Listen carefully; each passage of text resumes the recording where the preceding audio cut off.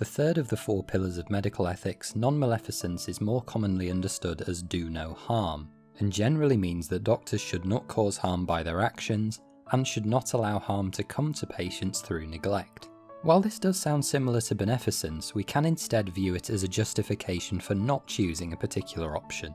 This principle tells us that if a treatment is likely to cause more harm than good, then we shouldn't use it.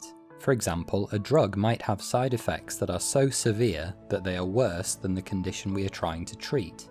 We also need to consider routine causes of harm in medicine. Taking blood for blood tests causes harm in the form of pain and possible infection, as does performing surgery, even though these things might bring us closer to a diagnosis or ultimately curing our patients.